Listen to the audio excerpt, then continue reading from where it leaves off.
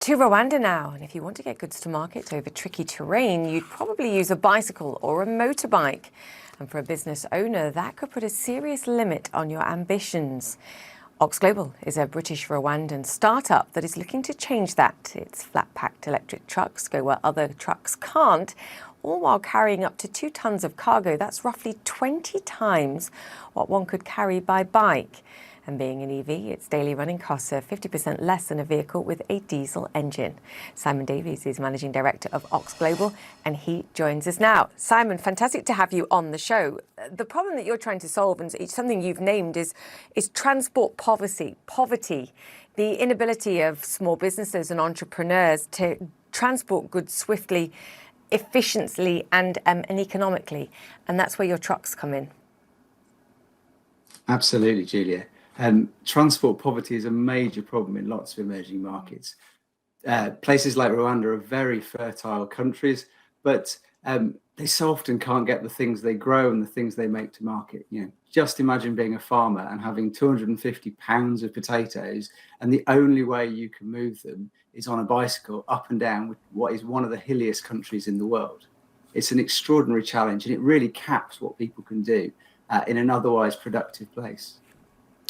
So the choice is burning hours and hours, and I assume days in some cases, of manpower transporting this by bikes and motorbikes. You're offering an alternative, and it's a truck that's effectively been built for this terrain. I have to say it's not the prettiest EV truck I've ever seen, but explain how it's been adapted to tackle this kind of terrain, which is key. Yeah, so the sort of narrative around EVs is about making them go really fast and all that, but actually EVs are great at going slowly. They're great at hauling heavy weights up hills, and what's really good about them, as you said earlier, is that they cost very little to fuel and they have very little maintenance. So what we've done here is really design the first truck that's purpose designed for the dirt roads of emerging markets. The vast majority of roads aren't paved, so you need a truck that's really robust. And also you need a truck that's easy to repair and that you can operate day in, day out, because this is all about having lots of uptime. It's not a truck that's going to sit on somebody's drive and be used once a day. This is 24/7 almost moving of goods for entrepreneurs. So the first thing I know my viewers are going to be saying, because we talk about it on the show all the time, charging. What about charging technology? Well, the great thing about when you use electric trucks for a business is where your trucks are and where they're going and coming to and from. With personal transport, you kind of have what I call the granny problem. What happens if your granny falls ill and lives on the other side of the country and you've suddenly got to get in your car and drive? Doesn't really work with an electric truck. But when you're operating a business, like businesses thrive on consistency. People grow stuff in places and they consume stuff and make stuff in different places. So you plan the routes according to what the truck will do. And for us, we will have our trucks in depots, so we'll have our charging facilities at the depot.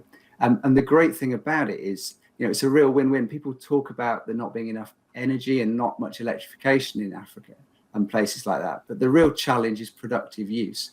The great thing about a truck is it's a really fast way of turning sunshine into solar energy, into cash. It's a really fast cycle and really drives economic growth. I'm still caught up on the granny problem, but we'll skip over that as a technical term. Let's be clear as well. No, I want to move on because you can weave it in. I want people to understand the business model. You're not selling these trucks, you're operating them. What you're doing is allowing via mobile phone people to book space, and they can pay for space. Yeah. Now, they can't pay on the app, so you're going to have to explain the payment system that you've set up too, because that comes down to bartering, I believe, between the drivers and the individuals who want to sell. How does that work? And are you going to progress to being able to pay on the app too, to formalise it in some way? Yes, absolutely. Our customers are the people who will never buy a car. Perhaps 3 billion people in emerging markets are never going to be able to afford to buy a car. What they do with us is that they pay for space on a truck. And if they need £100 worth of space or 100 tons worth of space, they can do that. And as you said, they call us up or they do it via a mobile app. Now, in most emerging markets, there's something called mobile money. So lots of people pay using that, which is a separate app on a 2G phone, which so you can basically send money between phone numbers. So about half of our money comes in via that solution, and the other part comes in via cash.